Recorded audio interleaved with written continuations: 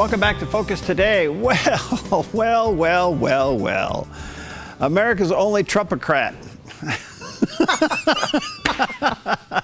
It's the only thing I can tell him. We love him. He's just confused, but we love him. Anyway, Bob Just is with us today, Skyping him in from New York City. How you doing, buddy? Hey, Perry. Wow, on a great week, a wonderful, miraculous, historic week. And I'm hopeful that my Democratic Party will wake up. Instead of going further extreme left, it'll come back to America. That's my hope anyway, but we'll see what happens.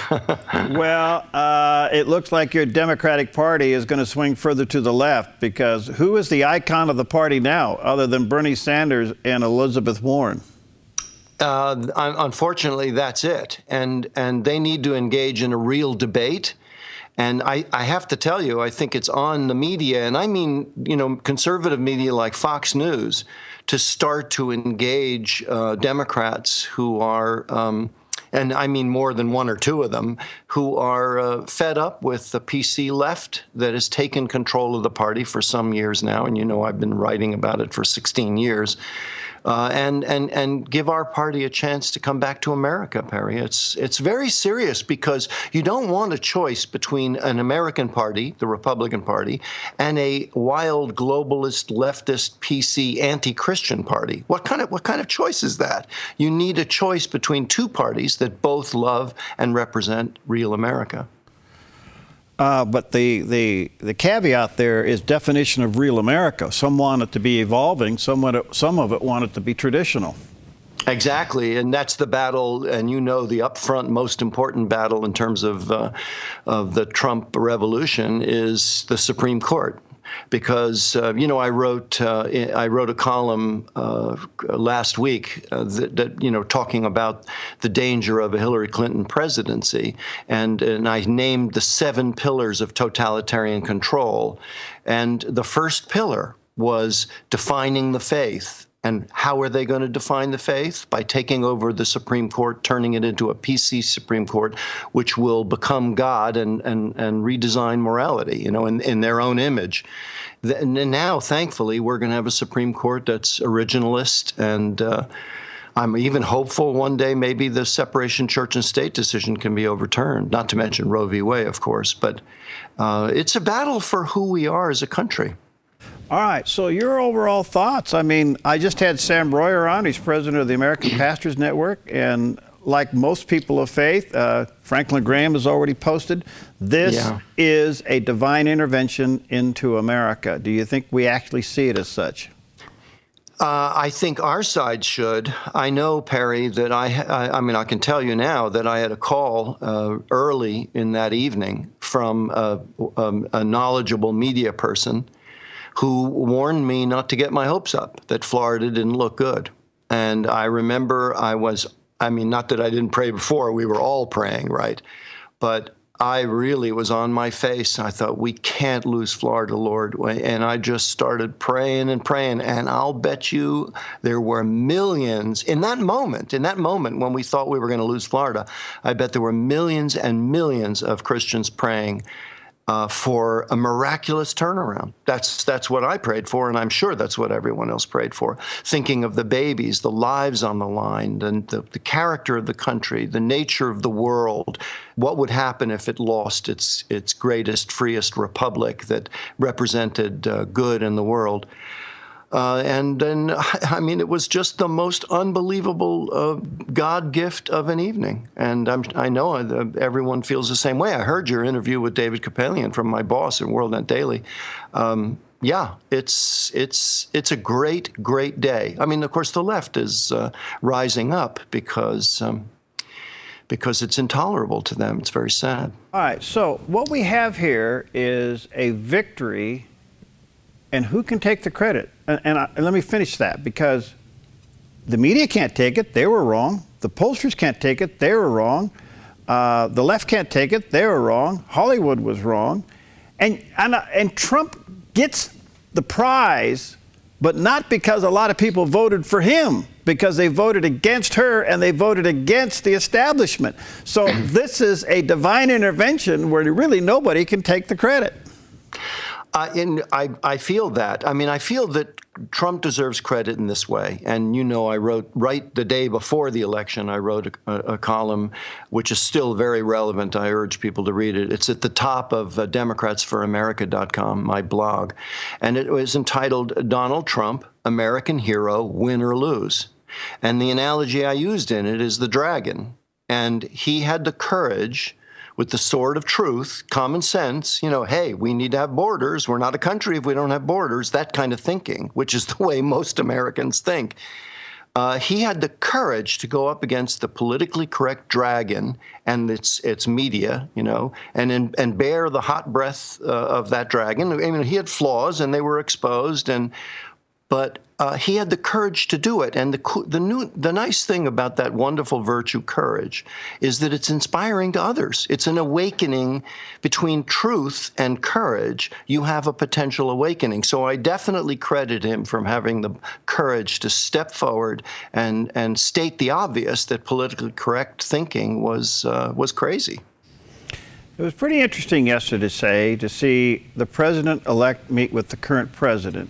Mm-hmm. Given the rhetoric that they both had against each other, it does say a lot for the transition of power in America and the American miracle. Yes. But some of your press colleagues, Bob, are saying, all right, Donald, don't give in to this stuff. You have been given a mandate. You are going in with the Senate and the House. You need to govern like there's a sense of urgency and that you're going to be a one-term president. You agree? I totally agree. Well, first of all, I would say that it's too soon to be warning Donald Trump of anything. This is a guy who had the vision to run, so I think he knows what he's about. Now, I understand totally that we'd all be concerned because the immediate position the left takes is like Gollum, you know, that the character in Lord of the Rings. When Gollum was vulnerable and down, he was making nice. But when he had the moment of decision, the moment of power, he grabbed the ring. You know, in other words, so there's a battle going on within the Democratic Party, and we need to be careful in how we deal with them. And we also have to remember they have the entire media on their side, or most of the media on their side. So they're going to try to position Donald Trump as extreme, not having a mandate. You know, they're already talking about the Hillary Clinton won the popular vote, even though they know that constitutionally that doesn't matter. We go by the Electoral College. So, yeah, there's a concern, but I think it's way too soon to worry, because I do think Donald Trump knows why he was elected, and I think you're going to see those executive orders of Barack Obama overturned immediately. I think you're going to see the Supreme Court nomination come very quickly. I do think someone like Giuliani is going to be named Attorney General. And by the way, just to give you an idea of where the left's coming from, I was checking out MSNBC this morning, and it was one person said, if they nominate someone like Giuliani to Attorney General, there are going to be riots.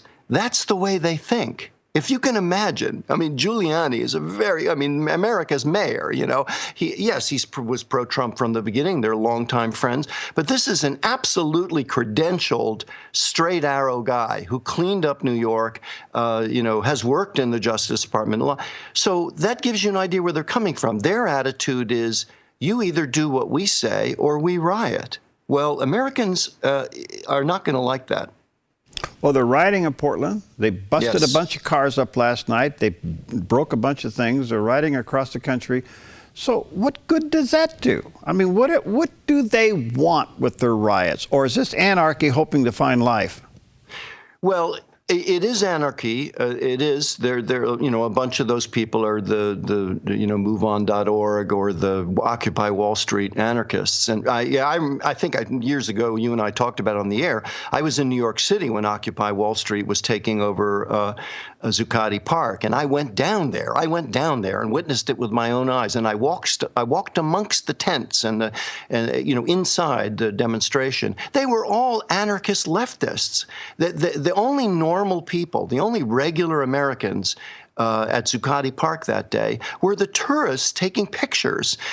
Everything about that demonstration was nuts. And if we had had a decent media, they would have reported that to the American people, whereas what they did is they made the Tea Party seem abnormal, and the Tea Party, and I've spoken at a couple of Tea Party rallies, were normal, regular Americans. So getting back to your question, yes, some of them are anarchists in these demonstrations, but I think this is basically bought and paid for. We know from the wonderful O'Keefe videos that the left was hiring people to disrupt Trump rallies, start fights. And I've led rallies in Los Angeles, and I've had the police warn me that the left was going to try to break up our rallies. And I've been in that situation of telling my security people, hey, if you see someone who looks, dangerous or like he's going to start something, I want a security guy on his right and a security guy on his left.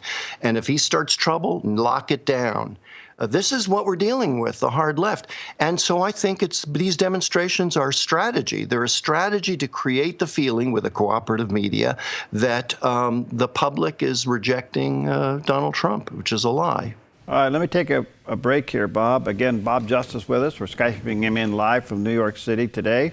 He is theDove's Trumpocrat. we'll take a quick break. Definitely. You're a Trumpocrat. We'll be right back.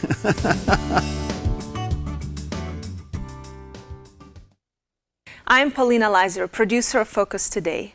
Thank you for watching this video, and make sure to check our other videos at theDove.us. Okay, welcome back to Focus Today, and as always, a delight. I have our good friend Bob Just with us today. We're Skyping him in from New York. I have nicknamed him now a Trumpocrat. Trumpocrat. Bob, the media was blown away. I was channel surfing all of the major networks, and I have to say that even some commentators on Fox were on tilt Tuesday night because Trump never was behind in the Electoral College, and he went on to win the presidency. Do you think this is, and he ran against the mainstream media. He ran against Republicans. He ran against Democrats and Hillary Clinton and Hollywood. So what happens to the media now, in your opinion? Well, first of all, I don't think he really ran against Republicans. I know you'd agree, Perry, that he ran against the establishment, an element of the Republican Party, the establishment's wing that, of course, rejected him early on. But I'll tell you something. We are in an awakening moment. I think I told you, and I think I can say this, that I met Dr. Carson, is on our National Advisory Board for Concerned Families, and I had the opportunity to meet with him privately, which is what I ask of all our national advisors.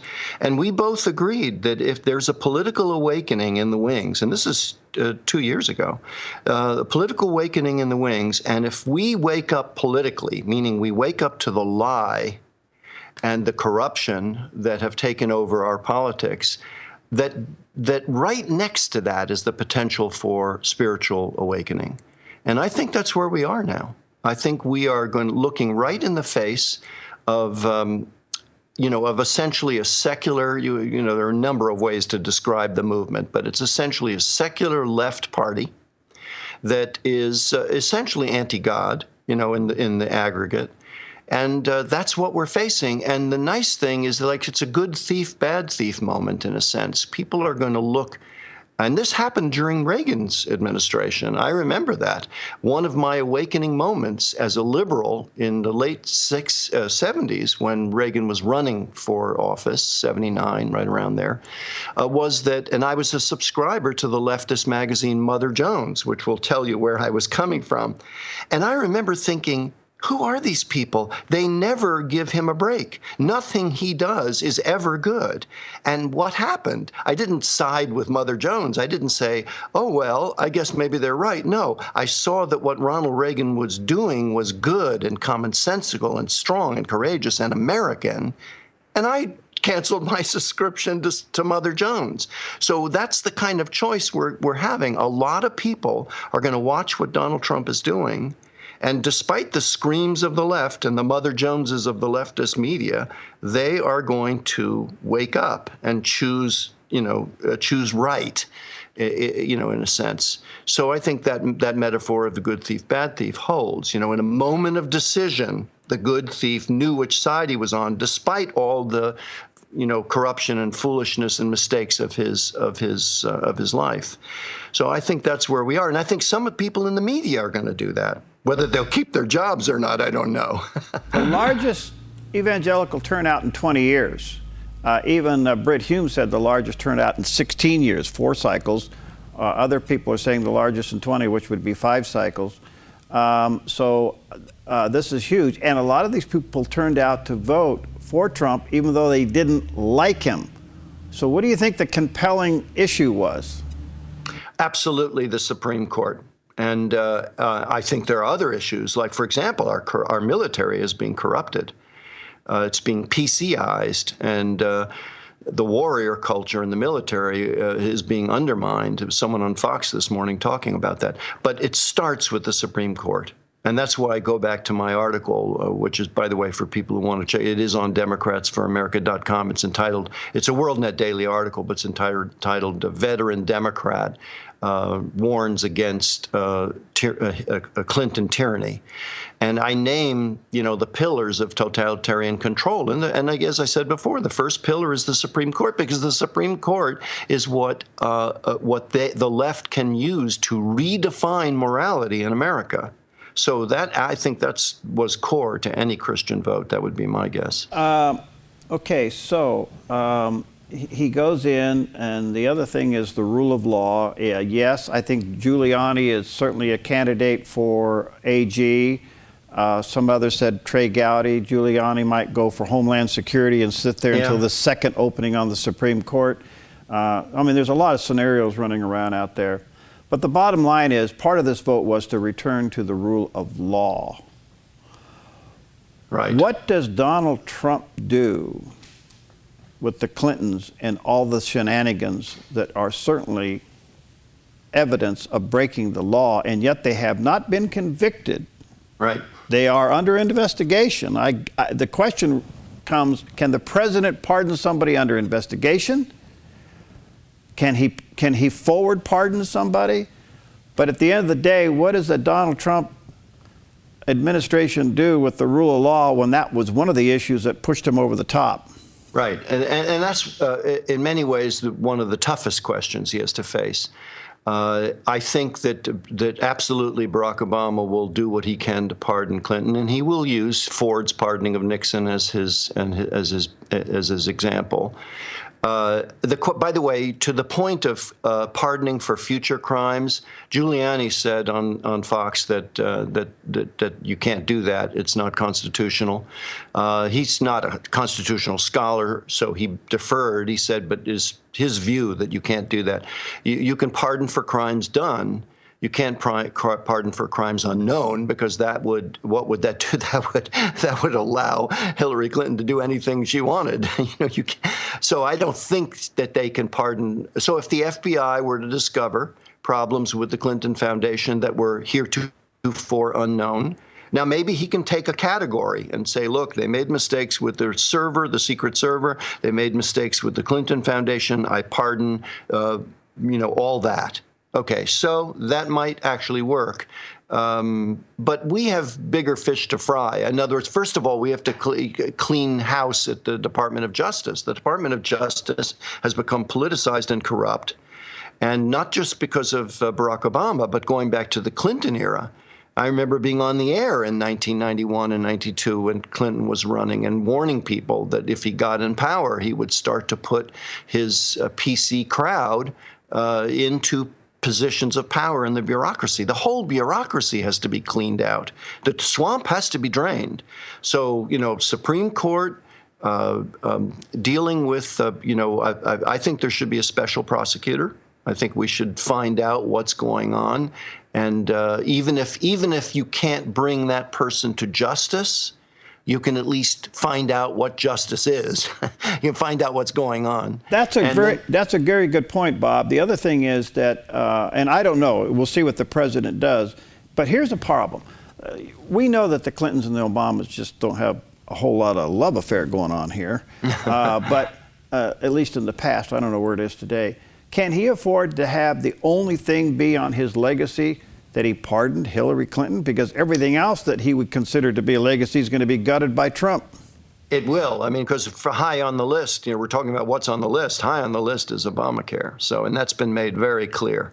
In fact, they're courting Dr. Carson to help with that. I think that one way or the other, they are going to have to deal with the core issues that will make a difference as quickly as possible, despite the fact that the left will scream. They have to deal with Obamacare, and if Obama does that, it's true. It's going to hurt his legacy. So he will try to take the high ground with it, and you can argue there is a high ground. Except, let me just say one quick big difference between Nixon and Hillary Clinton. Hillary Clinton was never president. Nixon was a sitting president that had been elected by a huge majority in 1972. So Ford's reasoning was that it was healing for the country not to see a president put on the blocks, okay? But Hillary Clinton, and granted, she's a national figure, and her husband was president, but she wasn't president. I still think he'll do it. Personally, between you and me, I think he'll do it because I think right now Barack Obama is more concerned about his position as a leader of the Democratic Party PC globalist movement than he is about his rep as a president, because the left is always going to love him, Perry. Yeah, well, the other thing is he has to do it because he himself could be implicated. That's a little detail. That's just a little detail. I have to say something on a positive note. Democrats, and we're going to find that I'm very busy now. I dropped everything in order to do a lot of writing for the election, and so I've got a lot to do here. But I would like to write an article, and soon I will, about, hey, Democrats, you need to be happy. You younger Democrats, you have just been saved from the biggest mistake of your life, voting this woman into power. And you would rue it for the rest of your life. You would be looking back at that moment, and you've been saved from that. I mean, I voted for Jimmy Carter in 1976 and Reagan in 1980 when I became a Reagan Democrat. But I have regretted my vote for Jimmy Carter for my entire adult lifetime because I've seen the damage that he did, the damage to America and the damage to our position in the world with raising up Iran and all of that. So Democrats may be feeling pain now, but they've been saved. They have been saved because we've all been saved. Our country has been saved. Who wants a Supreme Court that's going to rule on the Constitution, not based on the Constitution, but based on their own personal moral whims? Who wants a Supreme Court like that? We now will have a Supreme Court that will honor the only law the American people made in aggregate, and that is the Constitution. That's the law. When we created the government, that's the law we laid down for government, and that was about to be overturned.